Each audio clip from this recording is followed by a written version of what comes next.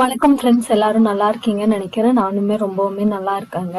நம்ம வீடியோ போட்டு கிட்டத்தட்ட ஒரு 2 வீக்ஸ்க்கு மேலேயே இருக்கும். அதுக்கான காரணம் என்னன்னா, என்னோட ஃபேமிலி சிச்சுவேஷன்ஸ் சில ப்ராப்ளம்ஸ் இருந்த காரணத்தினால வீடியோஸ் உங்களுக்கு போட முடியல.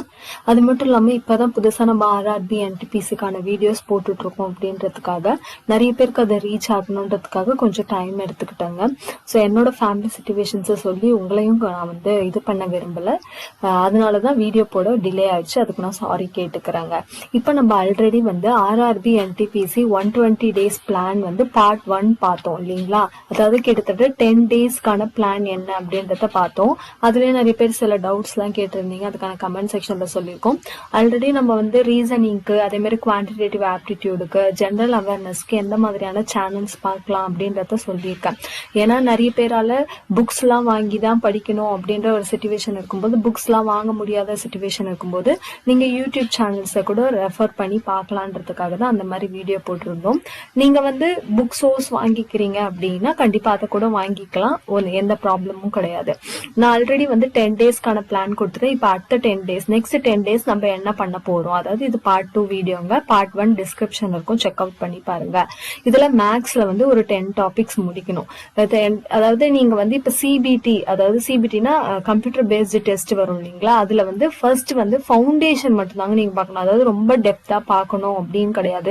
ஏன்னா அது மெயின் எக்ஸாம்ல தான் நம்மளுக்கு ரொம்பவுமே டெப்தா கேட்பாங்க. நீங்க என்ன பண்ணுங்க, ஒரு டாபிக்கையும் படிச்சு பார்த்துட்டு அதோடைய ப்ரீவியஸ் இயர் கொஸ்டின்ஸ் எந்த லெவல்ல இருக்கு அப்படின்றத கொஞ்சம் செக் அவுட் பண்ணி பார்த்தீங்கன்னா நம்மளுக்கு ஈஸியா இருக்கும். ஸோ பேசிக்கா பார்த்துக்கோங்க. டைம் அண்ட் ஒர்க்ல பேசிக்கான சம்ஸ் என்ன, அதே மாதிரி அதோடைய ஃபார்முலாஸ் என்ன அப்படின்றதெல்லாம் பார்த்துக்கோங்க. டைம் அண்ட் ஒர்க், வேலை மற்றும் நேரம், இதை நீங்க முடிச்சிருக்கணும். அதே மாதிரி டைம் அண்ட் டிஸ்டன்ஸ், நேரம் மற்றும் தூரம், போட்ஸ் அண்ட் ஸ்ட்ரீம்ஸ், படகுகள் மற்றும் நீரோட்டம், இந்த மாதிரியான கொஸ்டின்ஸ் எல்லாம் அடிக்கடி கேட்கிற கொஸ்டின்ஸ் நம்ம சொல்லலாம். கண்டிப்பா இது 1 or 2 கொஸ்டின்ஸ் நீங்க எக்ஸ்பெக்ட் பண்ணலாம். இதுல என்ன பிரச்சனை அப்படின்னா, நம்மளுக்கு இதுல நெகட்டிவ் மார்க் இருக்கு அப்படின்றதுனால தெரியாத கொஸ்டின் அட்டன் பண்ணாதீங்க அப்படின்னு சொல்லிட்டு சொல்லுவாங்க. இப்ப மேக்ஸ்லாம் நீங்க மேக்சிமம் போட்டு பார்த்தாலே ஓரளவுக்கு உங்களுக்கு ஆன்சர் கிடைச்சிரும் இல்லைங்களா? இப்ப பைப்ஸ் அண்ட் சிஸ்டன்ஸ், குழாய் மற்றும் தொட்டி, அது சம்பந்தப்பட்ட சம்ஸ். அதுக்கப்புறம் அல்ஜிப்ராவோட பேசிக்ஸ், இயற்கணிதம் அப்படின்னு சொல்லுவோம். அதாவது தமிழ்லயும் நிறைய பேர் கேட்கறதுனால நான் தமிழ்ல எழுதியிருக்கேன்.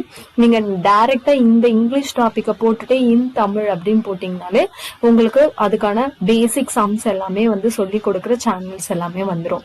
நெக்ஸ்ட் பாருங்க, லீனியர் ஈக்குவேஷன்ஸ் அப்படின்னா நேரியல் சமன்பாடு, குவாட்ராட்டிக் பேசிக்ஸ், அடுத்தது ஜாமெட்ரி பேசிக்ஸ், அதாவது வடிவியல். மென்சுரேஷன்ல 2D இருக்கு, அதே மாதிரி 3D, அளவியல்ல 2D ஆப்ஜெக்ட்ஸ் இருக்கும், 3D ஆப்ஜெக்ட்ஸ் இருக்கும். அதுக்கான சம்ஸ், ஃபார்முலாஸ் என்னென்ன அப்படின்றத பார்த்து வச்சுக்கோங்க. ஸோ மேக்ஸ்ல 10 டேஸ்க்கு நீங்க இவ்வளவுதாங்க கம்ப்ளீட் பண்ணி வச்சிருக்கணும்.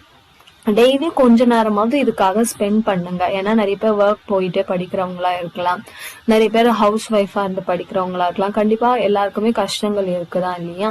நம்மளுக்குன்னு ஒரு டைம் ஒதுக்கி நம்ம படிக்க ஆரம்பிக்கணும்.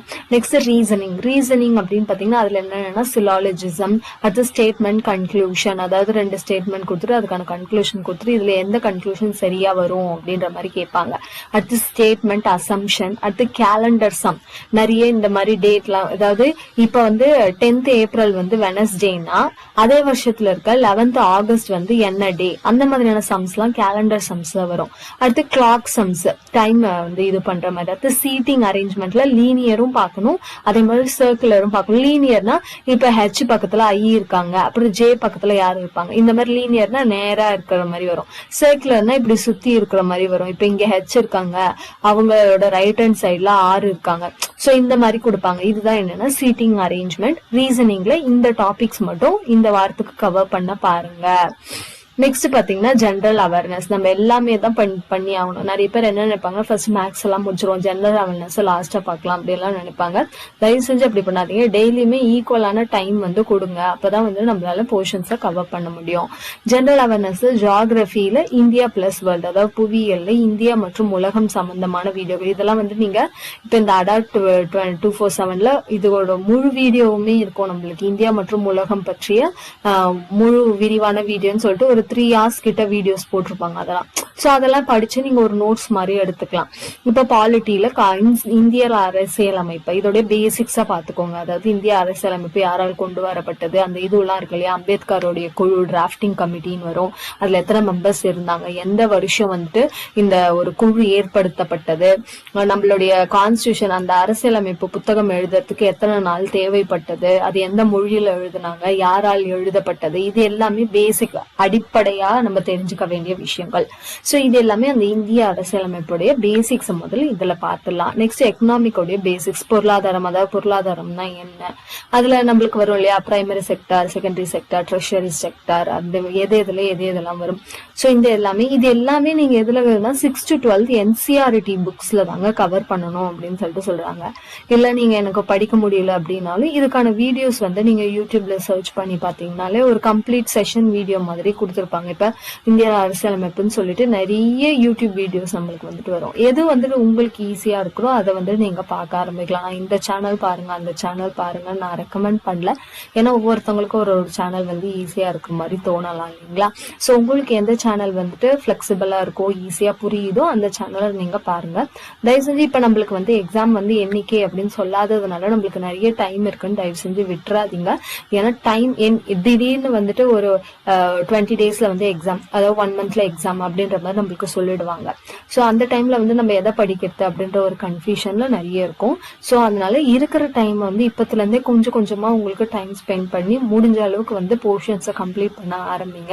நம்ம போர்ஷன்ஸ் எந்த அளவுக்கு கம்ப்ளீட் பண்றோமோ அந்த மாதிரி PYQ பாக்குறது ரொம்பவுமே இம்பார்ட்டன்ட்ங்க. PYQ நிறைய நீங்க நெட்ல சர்ச் பண்ணாலே RRB NTPC PYQ அப்படின்னு போட்டாலே நிறைய PYQ வரும். ஆனா அதுல என்னன்னா இங்கிலீஷ்ல தான் நிறைய வரும், தமிழ்ல ரொம்பவுமே கம்மியா தாங்க இருக்கு. நீங்க இங்கிலீஷ்ல ப்ரிப்பேர் பண்றீங்க அப்படின்னா நீங்க அதை யூஸ் பண்ணிக்கோங்க, சரிங்களா.